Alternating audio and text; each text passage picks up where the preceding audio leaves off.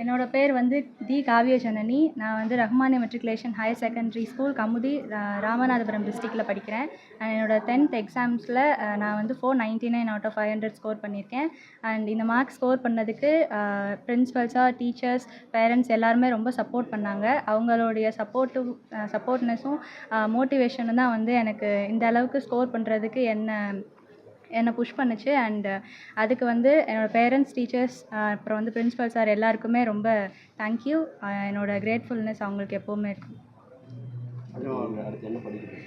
Next என்னோடய aim வந்து civil servant ஆகணுங்கிறது தான் என்னோடய எய்மு. அண்ட் அதுக்கு ரிலேட்டட் கோர்ஸ் எடுத்து படிக்கலான்னு இருக்கேன். வணக்கம், என் பேர் வசந்தி. என் பொண்ணு தான் காவியா 499 மார்க் எடுத்தது.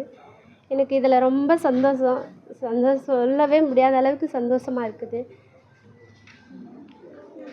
கமுதி ரஹ்மானியா ஸ்கூலில் தான் படிக்கிறாங்க, ராமநாதபுரம் மாவட்டத்தை சேர்ந்தது. நாங்கள் ஒரு கூலி தொழிலாளி தான்.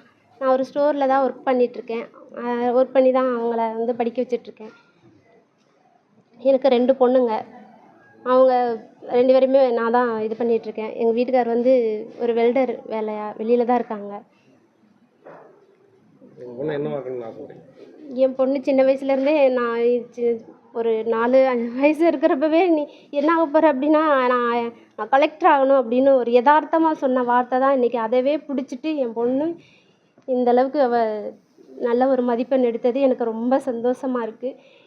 நான் நேற்று கூட கேட்டேன் என்ன ஆக போகிறேன். நான் அதே தாம்மா அன்றைக்கி சொன்னது தான் இன்றைக்கி நான் கலெக்டர் ஆவேன், என் வாழ்வோ சாவோ கலெக்டர் தான் அப்படின்னு ஒரு இதில் சொன்னப்போ எனக்கு ரொம்ப பெருமையாக இருந்துச்சு.